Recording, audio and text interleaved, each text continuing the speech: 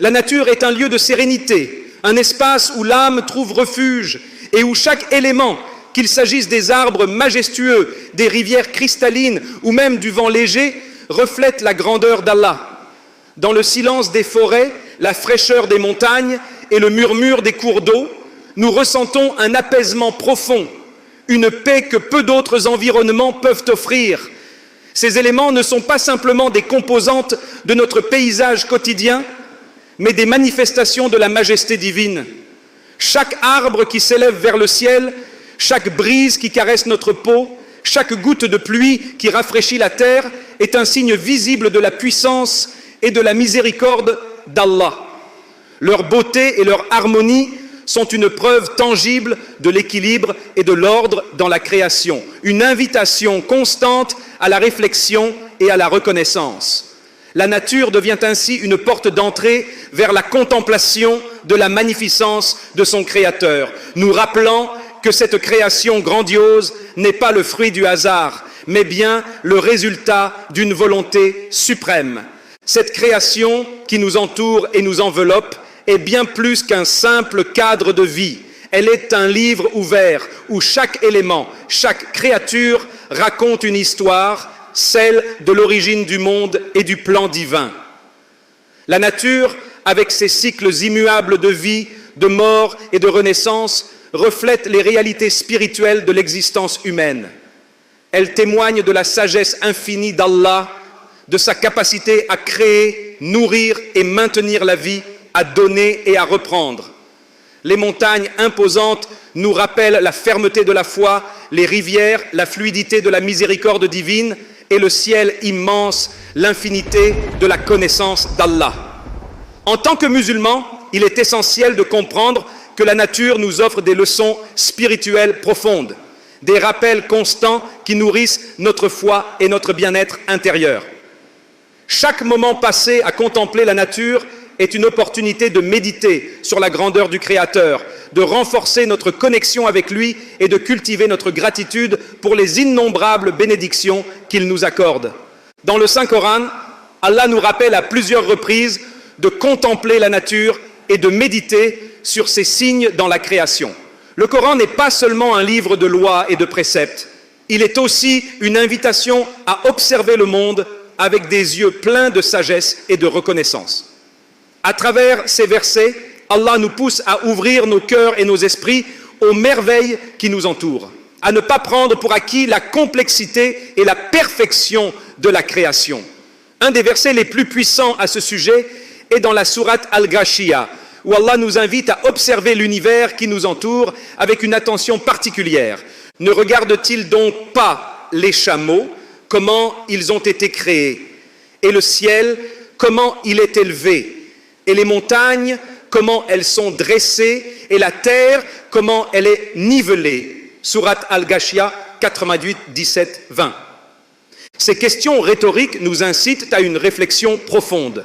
Les chameaux, qui sont des créatures remarquables pour leur endurance et leur adaptation aux environnements arides, sont un exemple évident de la perfection de la création. Le ciel, vaste et mystérieux, semble suspendu au-dessus de nous sans piliers visibles.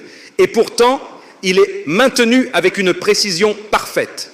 Les montagnes, solides et immuables, évoquent la force et la stabilité, tandis que la terre, nivelée, est un rappel de la miséricorde divine qui a fait de notre planète un lieu habitable.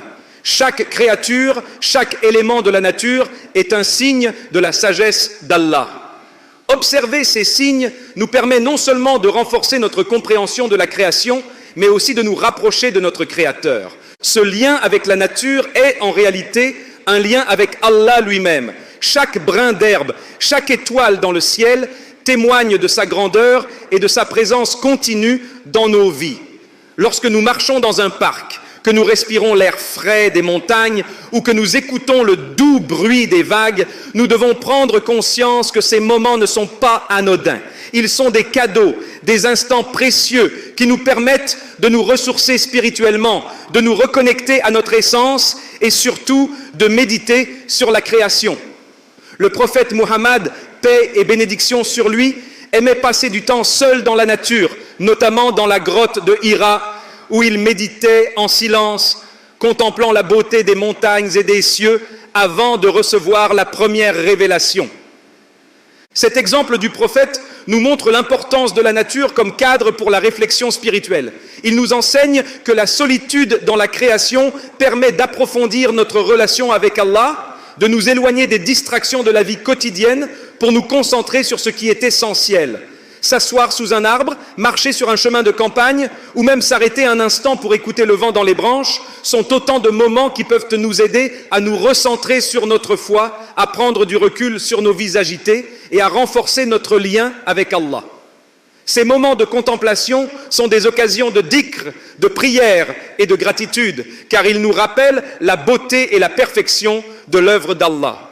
Dans la tradition islamique, la connexion avec la nature va bien au-delà de la contemplation passive. En tant que calife ou gardien de la terre, nous avons une responsabilité active envers la création. Allah a confié cette planète à l'humanité pour que nous la protégions, l'utilisions de manière responsable et la transmettions aux générations futures dans le meilleur état possible.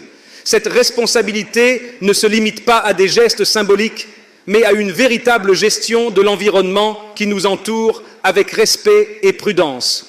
Le prophète Muhammad, paix et bénédiction sur lui, nous a donné des conseils clairs à ce sujet.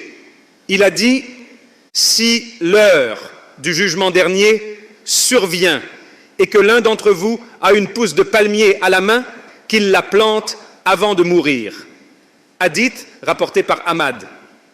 Ce hadith montre à quel point l'acte de planter et de prendre soin de la nature est valorisé en islam, même dans les moments les plus critiques. La plantation d'un arbre est plus qu'un simple acte écologique.